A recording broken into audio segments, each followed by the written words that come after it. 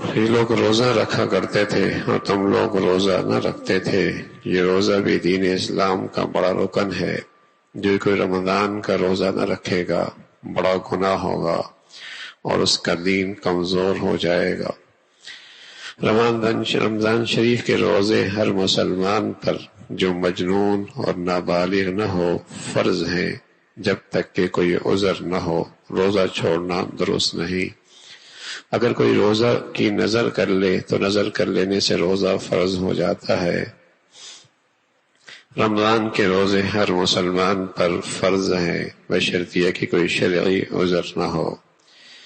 جب سے فجر کی نماز کا وقت آتا ہے اس وقت سے لے کر سورج ڈوبنے تک روزے کی نیت سے سب کھانا پینا چھوڑ دینا اور زوجیت کا وظیفہ ادا نہ کرنا یعنی صحبت نہ کرے، شرع میں اس کو روزہ کہتے ہیں۔ زبان سے نیت کرنا اور کچھ کہنا ضروری نہیں،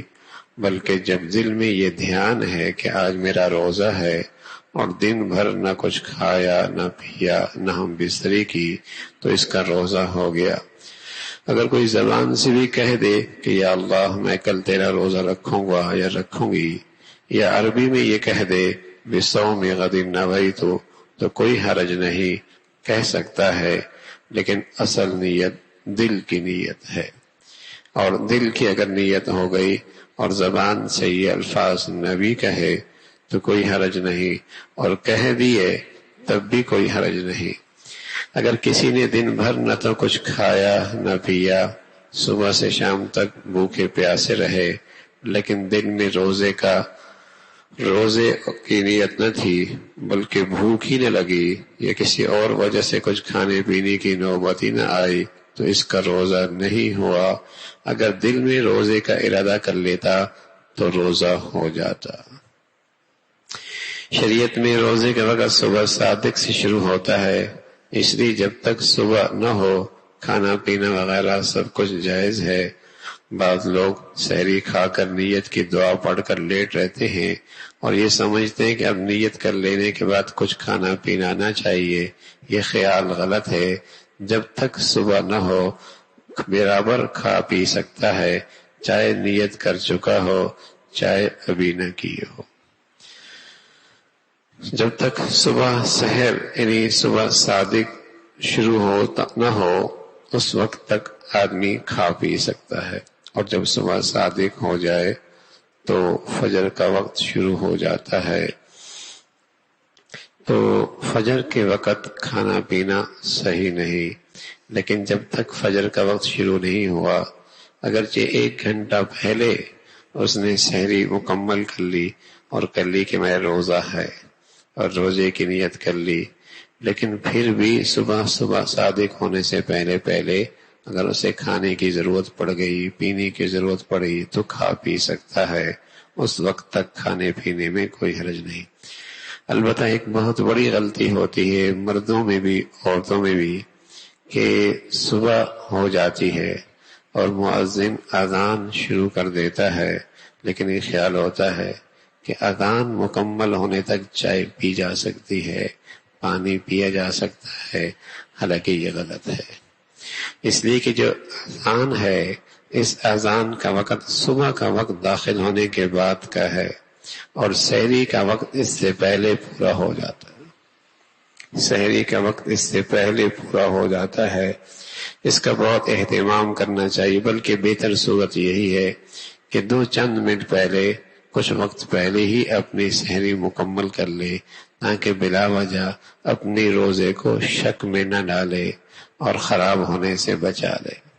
ورنہ عام طور پہ یہ کوتاہی ہوتی ہے کہ ابھی تو اذان شروع ہوئی ہے اور ابھی تو اذان مکمل ہوگی اور کھا پی رہے ہوتے ہیں اور سلسلہ چل رہا ہوتا ہے۔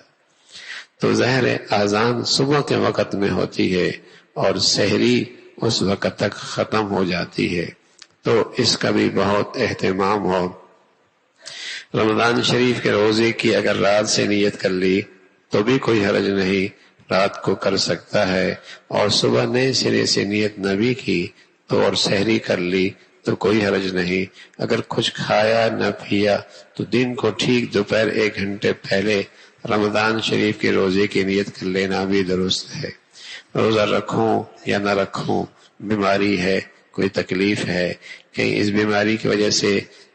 روزے کی وجہ سے تکلیف بڑھ نہ جائے، بس اسی خیال میں 8 بج گئے، 9 بج گئے، 10 بج گئے، 11 بج گئے، لیکن کچھ کھایا کچھ پیا نہیں ہے، اور اس وقت بھی اگر اس نے روزے کی نیت کر لی تو روزہ ہو جائے، اس کا روزہ ہو جائے گا رمضان شریف کے روزے میں۔ بس اتنی نیت کر لینا کافی ہے کہ آج میرا روزہ ہے، یا رات کو اتنا سوچ لے کل میرا روزہ ہے، بس اتنی ہی نیت سے رمضان کا روزہ ادا ہو جائے گا۔ اگر نیت میں خاص یہ بات نہیں آئی کہ رمضان کا روزہ ہے یا فرض روزہ ہے، رمضان ہے، تب بھی روزہ ادا ہو جائے گا، تب بھی روزہ ادا ہو جائے گا، اور وہ رمضان کا روزہ ہی ہوگا۔ اسی طرح حدیث میں آتا ہے کہ اسی طرح شعبان کی 29 تاریخ کو اگر رمضان شریف کا چاند نکل آوے تو صبح کا روزہ رکھو، اگر نہ نکلے یا آسمان پر ابر ہو اور چاند نہ دکھائی دے تو صبح کو جب تک یہ شبہ رہے کہ رمضان شروع ہوا یا نہیں، روزہ نہ رکھے۔ حدیث شریف میں اس کی ممانعت آئی ہے، بلکہ شعبان کے 30 دن پورے کر کے رمضان کے روزے شروع کرو۔ ہاں، اگر اس کا اعلان ہو جائے تو پھر رمضان کا روزہ شروع کر دو۔ البتہ رمضان کی ایک اہم عبادت ہے، وہ 20 رکعت تراویح ہے، اس کا اہتمام ہو۔ یہ 2 کر کے پڑھ سکتے ہیں اور 4 کر کے بھی پڑھ سکتے ہیں، البتہ 2 رکعت کر کے پڑھنا یہ اولا ہے، اور اس کو بلا وجہ چھوڑنا گناہ ہے۔ عام طور پہ لوگ سمجھتے ہیں کہ تراویح ہی تو ہے، کوئی فرض تھوڑی ہے،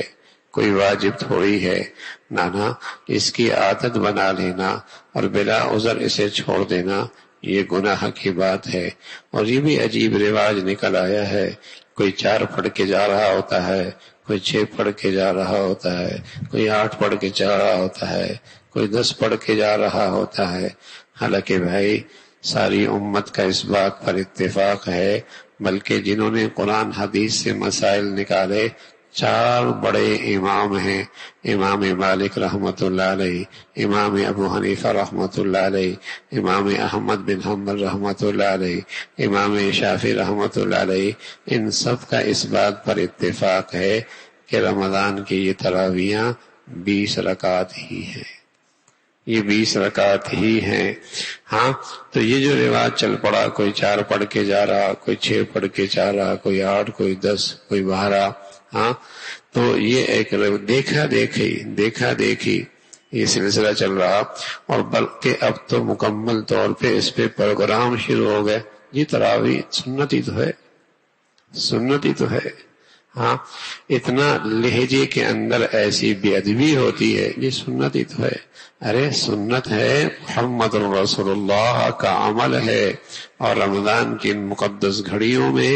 تراویحوں کے ذریعے قرآن سننا بہت بڑی سعادت ہے۔ پورا قرآن سننا بھی سنت ہے، اور 20 رکعت تراویحوں کا سلسلہ یہ مستقل سنت ہے۔ پورا سال قرآن سننے کی توفیق نہیں ہوتی، اللہ رمضان کی مبارک گھڑیاں دیتا ہے، اس کے اندر بھی یہ محروم ہو جائے بڑی بد نصیبی ہے، اس کے اندر بھی محروم ہو جائے بڑی بد نصیبی ہے۔ اس لیے کہ رسول اللہ صلی اللہ علیہ وسلم نے اس بد نصیب کے لیے بد دعا فرمائی ہے، اس بد نصیب کے لیے بد دعا فرمائی ہے جو رمضان کی مقدس گھڑیاں پائے اور پھر بھی اس کی بخشش نہ ہو۔ جہاں اللہ رب العزت کے ہاں قدم قدم پہ بخشش کے اور نوازنے کے اور رحمتوں کے بہانے ہیں، اور یہ شخص پھر بھی محروم رہا، بد دعا ہے، بڑا ہی نالائق ہے یہ۔ تو میرے عزیزو، یہ گھڑیاں تو بہت مبارک ہیں، بڑی سعادت کی بات ہے کہ اللہ رب العزت ہمیں صحت کے ساتھ، عافیت کے ساتھ، ایمان کے ساتھ یہ مبارک گھڑیاں عطا فرما رہے، تو بہت خوشی کے ساتھ اور بہت ہی ذوق شوق کے ساتھ قرآن سنا جائے، تراویحوں کا اہتمام ہو، مرد بھی کرے، عورتیں بھی کریں، بچے بھی کریں، ہاں اپنے نوجوانوں کو، اپنی جوان بچیوں کو، ان کو بھی اس کا اہتمام کروائیں کہ رمضان کی مبارک گھڑیاں ہیں، یہ عبادت کا مہینہ ہے، یہ اللہ سے تعلق بنانے کا مہینہ ہے اور اپنی آخرت دنیا سنوارنے کا مہینہ ہے۔ اس انداز سے اس کا اہتمام ہو۔